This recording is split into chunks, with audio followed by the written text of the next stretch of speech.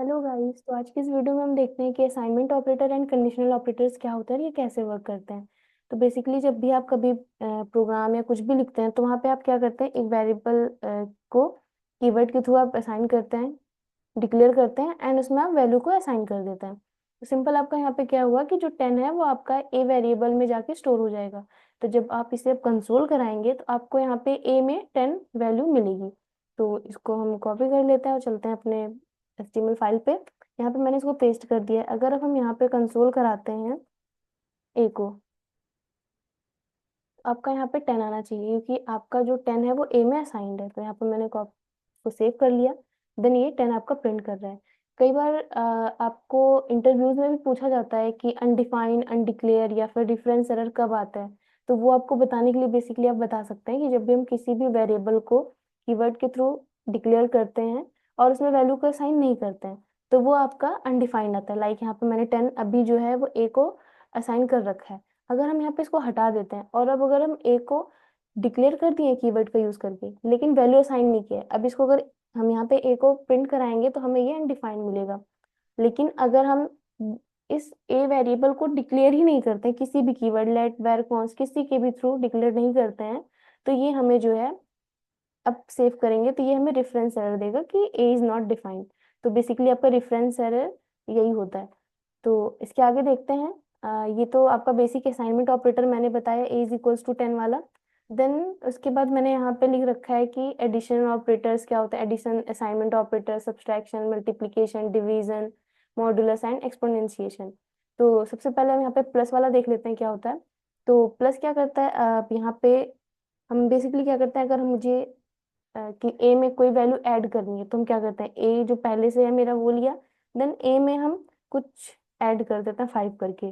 तो जो आप इस तरह का स्ट्रक्चर बनाते हैं उसको आप, ये जो आपका एडिशन असाइनमेंट ऑपरेटर है उसके थ्रू आप इसको थोड़ा कम में लिख सकते हैं। Like A is equals to, आप यहाँ पे सीधा प्लस इक्वल आप यहाँ पे लिख देंगे एंड आपको जो भी वैल्यू ऐड करनी है, लाइक आपने यहाँ पे 5 ऐड किया है तो आपको 5 ऐड करने के लिए आप नॉर्मल यहाँ पे 5 लिख दीजिए। तो आप चाहे ये यूज करें चाहे यहाँ पे आप ये यूज करें, ठीक। तो आपको यहाँ पे ये सेम जो ये आपकी लाइन लिखी हुई है सेम इस लाइन का भी मतलब वही है।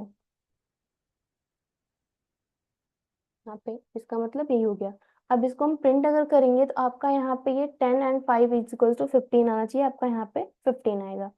देन ऐसे ही सब्सट्रैक्शन होता है, अगर यहाँ पे आप माइनस यूज कर लेंगे तो ए इज इक्वल ए, यहाँ पे जो प्लस हो रहा था आपका अब यहाँ पे आपका माइनस आ जाएगा। 10 में से 5 जाएंगे जब आपके तो ये 5 आएगा, तो आप यहाँ पे सेव करेंगे तो आपका यहाँ पे 5 आ गया।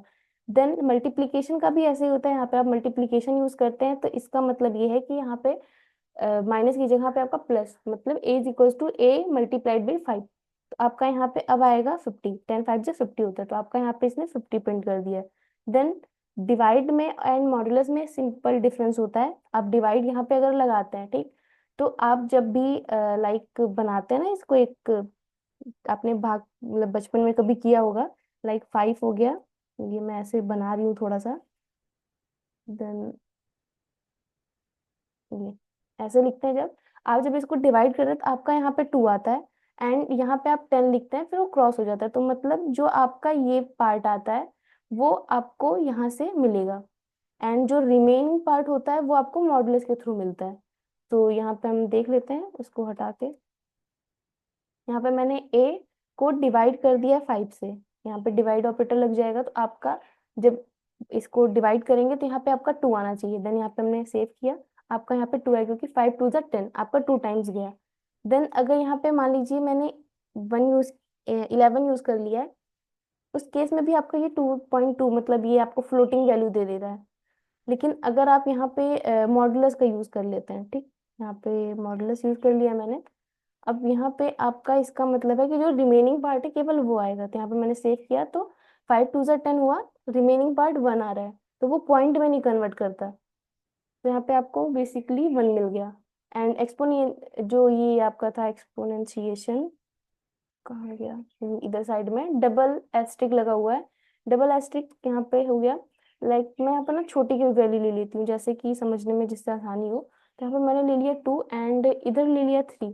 आप कभी देखे हो जब 2 की पावर 3 या कुछ ऐसे लिखते हैं पावर कैसे ही बनेगा इसमें, 2 की पावर 3 आप जब लिखते हैं, लाइक समझ लीजिए ऐसा ही है। तो इसके लिए आप क्या करेंगे, इसका आंसर आता है आपको कि 2 इंटू 2 मतलब कि 2 को 3 टाइम मल्टीप्लाई करना है, तो इसका रिजल्ट आता है 8। तो आप उसका इस एक्सपोनेंशिएशन असाइनमेंट ऑपरेटर है, इसका यूज करके आप कर सकते हैं। तो यहाँ पे अभी जो आएगा इसकी वैल्यू आएगी 8, इसको सेव करते हैं। यहाँ पे आपका आ गया 8। ठीक है, तो बेसिकली ये होता है। एंड ये वर्क कैसे किया मैंने ये भी आपको बता दिया।